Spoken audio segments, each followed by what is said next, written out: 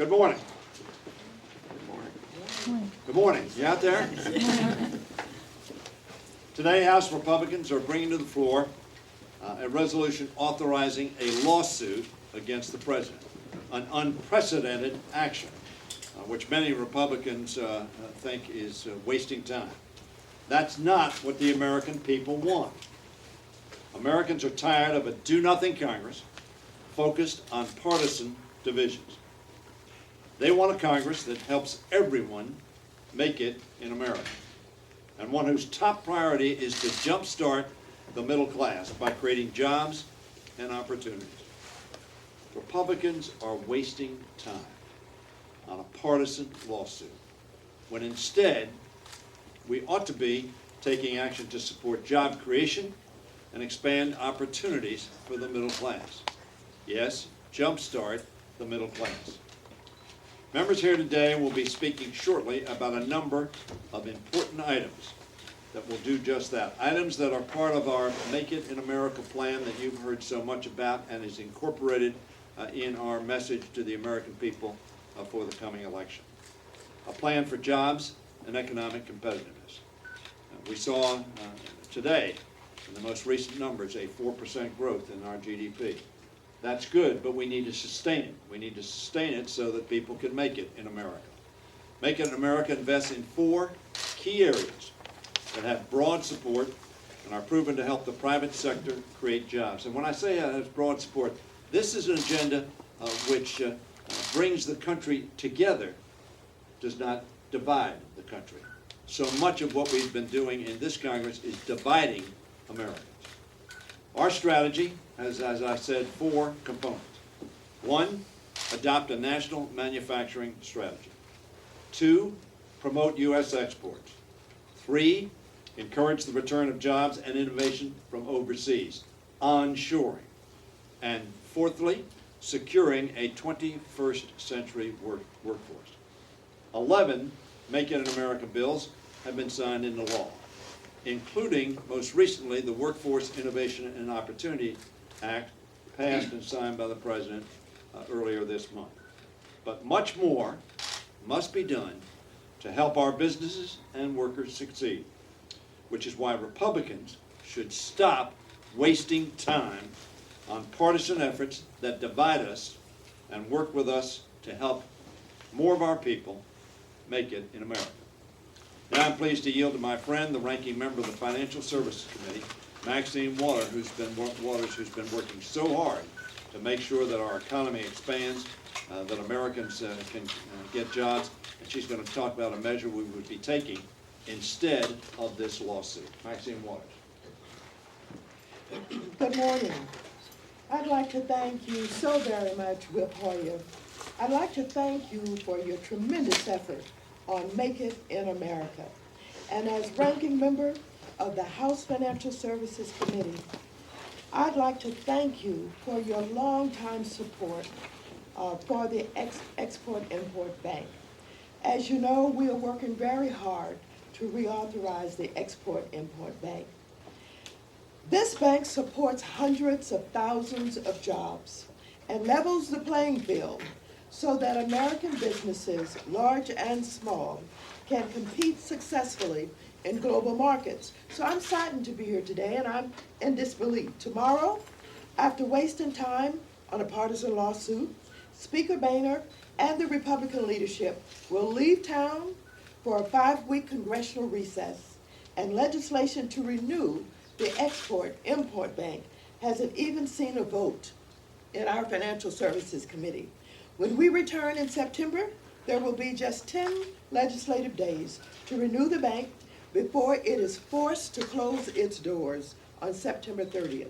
The result could be the end of an institution that over the past 5 years has created or sustained 1.2 million jobs, supported $233 billion in U.S. exports, and turned a $1.5 billion profit. Regardless of the outcome, Republicans have already created uncertainty for thousands of American companies trying to compete against businesses in China, Korea, and across Europe, all of which have their own version of the XM Bank. There are businesses like Firm Green and its owner, Steve Wilburn, who recently told our committee that he lost a $57 million contract to a Korean company due to the uncertainty of the future of the Export-Import Bank. It bothered me when critics of the bank began slandering people like Steve with the term crony capitalism. So I began reaching out to them, holding meetings in my district, holding meetings here in Washington. I asked the businesses to email and write me, telling me their stories about their experience working with the bank. Let me just say, the outpouring has been overwhelming.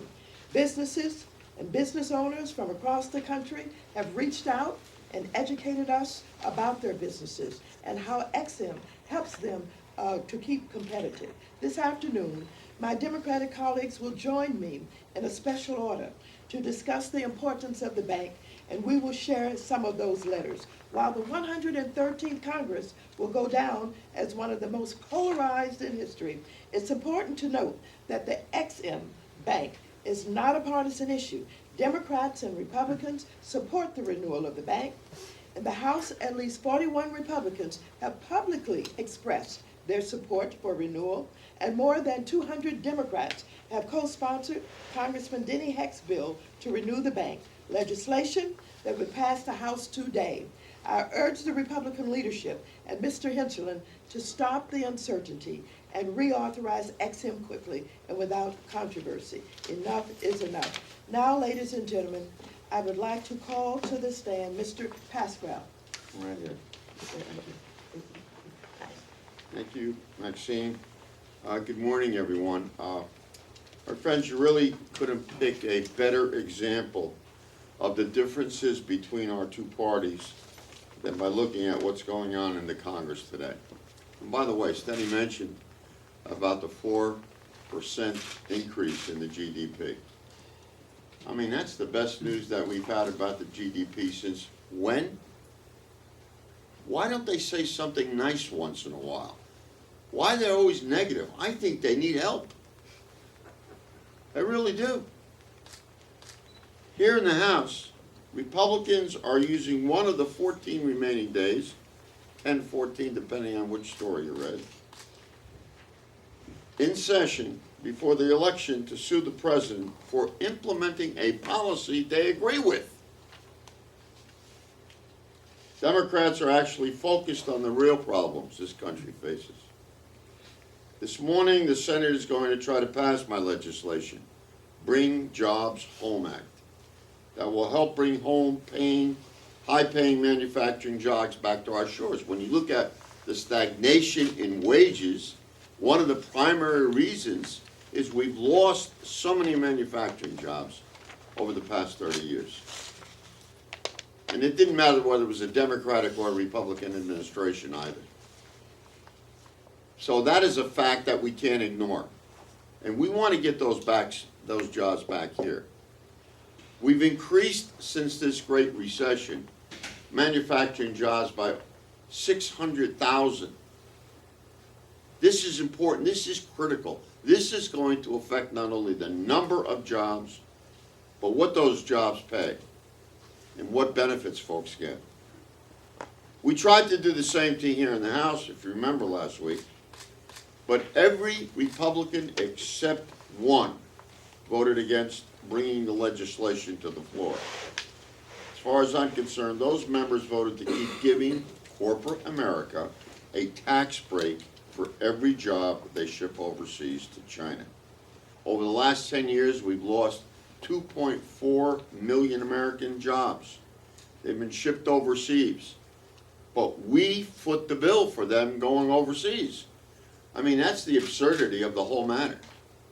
I'd rather use those resources to bring those jobs back to the United States of America and have our folks work at those jobs. Under the leadership of Steny Hoyer, Democrats have a plan to stop this. The components of the Make It in America agenda, which sounded like a cliche 2 years ago, but which is real, my colleagues have discussed time and time again over these 2 years, It will create good-paying manufacturing jobs right here in the United States. I'm proud the Bring Jobs Home Act is part of that agenda. My bill ends the inexcusable subsidy in our tax code for companies that outsource jobs and instead provides a new 20% tax credit for companies that bring the jobs back to the United States of America. We're already seeing a trend towards this insourcing. As I said, employment is up 600,000 since the end of the recession, and for the first time in 2013, companies were reshoring jobs in the same rate that they were offshoring jobs. That's big. That's critical. That's important in wage analysis. We can really put our foot on the gas here by giving these companies a little extra incentive to make it in America by providing them with this tax credit. We talk about the American worker, but the American worker is the most productive worker in the world. It's been proven time and time again, and they should not have to deal with menial service jobs that do not put enough food on the table for their families. So, Steny, thank you for bringing us all together today. And now I would like to introduce Eric Slawell from California. Good morning, and thank you to Whip Hoyer for continuing the Make It in America agenda. And we had an opportunity last week on HR 1022, a bill that would really get America in the game when it comes to rare earth elements, to truly make it in America. And these rare earth elements, they are so critical to our cell phones, to jet engines, to anti-missile devices, as well as computers, laptops, flat screen TVs. And right now the problem is 98% of the rare earth elements used to make those products are coming out of China. So this bill, which took a one-year negotiation with Science Committee Chairman Lamar Smith and the majority leadership staff, this bill would have the United States invest in research and development so that we could harvest and explore these elements here at home, so that we could have a true Make It in America policy when it comes to rare earth elements. So this bill, after a year of negotiating, after a year of working with the majority, and support that I will credit to Majority Leader McCarthy and Chairman Smith, came to the floor last Tuesday. And about a few hours before that vote, Heritage Action and Club for Growth sent out a scoring alert, telling members that they would be scored negatively if they voted in favor of this bill. And a year's worth of negotiating was reduced to rubble when 142 Republicans voted against that bill. And so we are calling on House Republican leadership to bring this bill back. We had 260 members vote in favor, just 9 short of what was needed to pass it.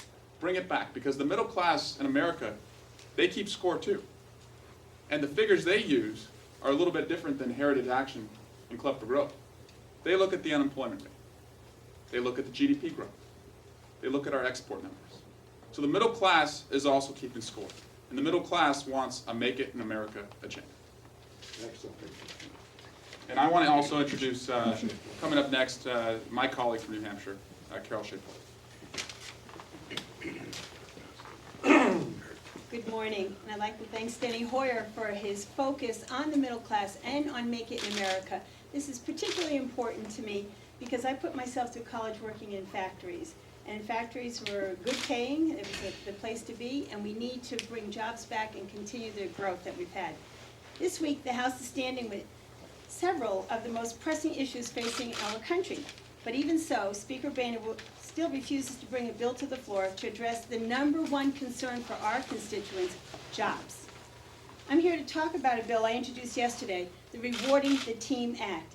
This bill offers a tax credit to American manufacturers who provide on-the-job training for their employees to train them to compete in the 21st century.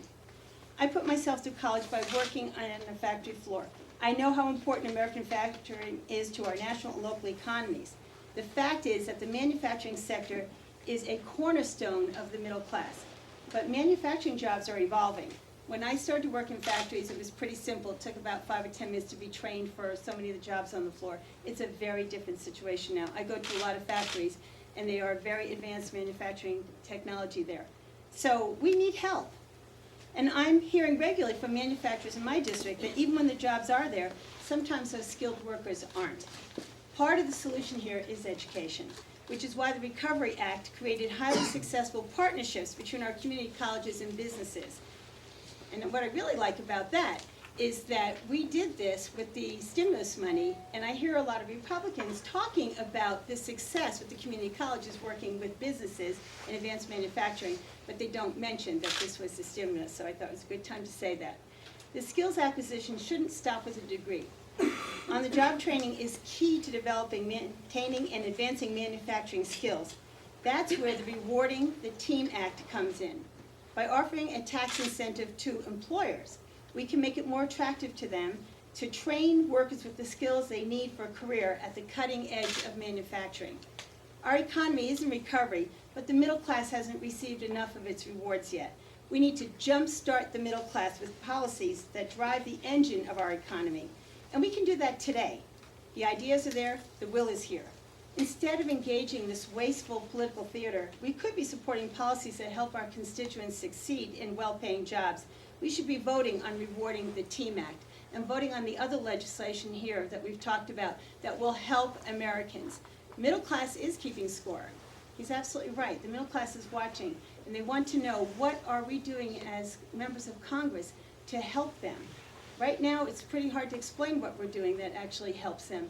But we have the bills. This Make It in America has so much to offer, and I encourage the Republicans to bring this forward and help our economy continue to prosper and grow, and to help our middle class get the jobs that they so deserve, and that are good paying jobs. And now I'd like to ask my colleague, Joaquin Castro, to please come to talk about your plan. Thank you. Thank you, and thank you to Steny and all of my colleagues who have spoken so eloquently about the need to actually get something done in this Congress. The Make It in America agenda is about doing what Americans want us to do, working on the substantive issues that will improve the economy, improve education, create more jobs, and allow us to do good things for the people we represent. Unfortunately, during this term, as you know, Congress has been a spectator to governance in America. And that's sad, because there are many great people here, and there are a lot of good things that we could do for the country.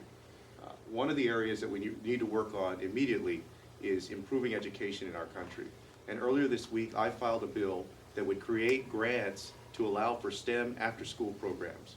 We know that in the United States, we have to get as many of our young people to be interested in science, technology, and math and engineering, because we know those are the jobs of the future.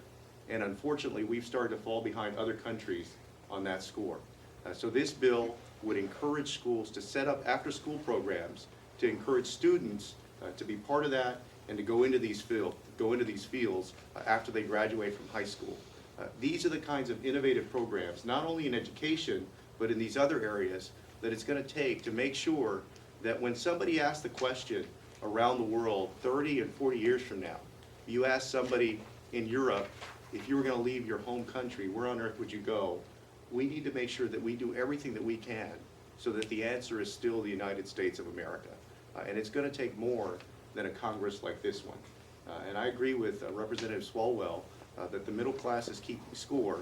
One of the things they're keeping score on is whether the Congress is doing every single thing that they can to make sure that Americans' kids, that the next generation has a better chance in this country than the previous generation.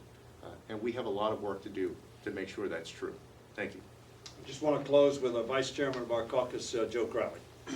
I want to thank Mr. Hoyer for calling this press conference, and all my colleagues around the country who are joining us now with their own contribution to the Make It in America Act. And I've also been, have a bill in as well in terms of on-the-job training. So I want to thank Steny Hoyer for keeping this message alive.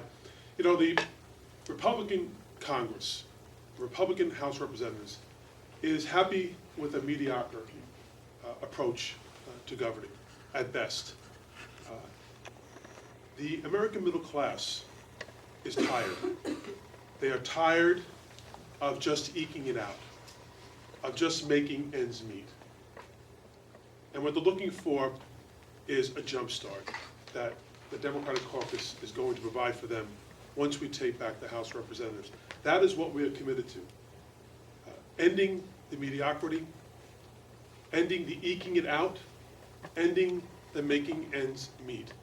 And I think it's a wonderful little punchline that Eric Swalwell has added now, and that is the American middle class is keeping score. And those that yearn to be in the middle class, you talk about eking it out, they can't even make ends meet at this point in time. They want a future that they know will be there, not just for themselves, but for their children and for their children's children. And as Bill Pascrell said, there's no individual in this world who can compete with the American worker. We have the best in the world. We need to give them opportunity.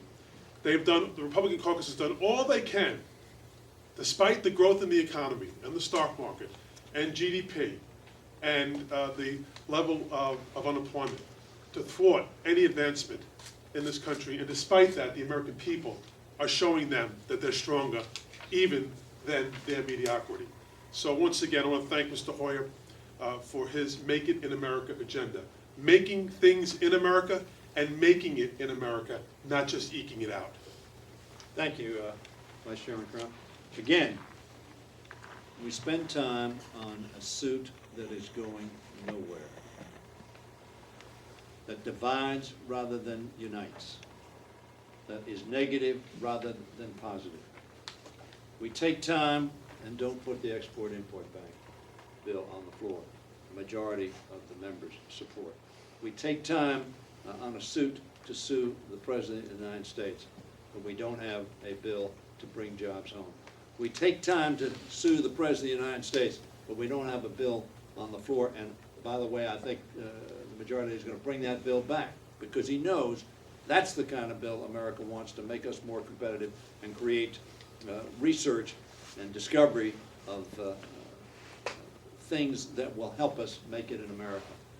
We take time to sue the President of the United States, but we don't have a bill on the floor sponsored by Carol Shea Porter, which will make sure that companies train their people better so that advanced manufacturing can be pursued. We don't have a bill on the floor to expand education, as Mr. Castro indicates. We want to make it in America. We want our people to make it in America. We want America to make it here and sell it here and around the world and create the kinds of jobs that the middle class wants. And yes, I think Eric Swalwell has got the template here. America's keeping score. And they're going to find that when they check it off, it's the Democrats who are on their side and the Republicans who are saying, you're on your own. Your turn. Questions? Mr. Hoyer, Yep. there's been, the argument that this lawsuit is ginning up the conservative base going up into the elections.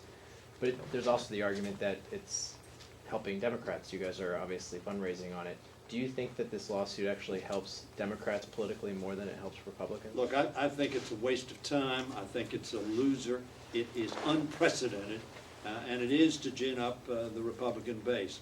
To the extent that they get a response, that should not be surprising to them, because the American people think this is a waste of time. How do we know that? Because the polls reflect that.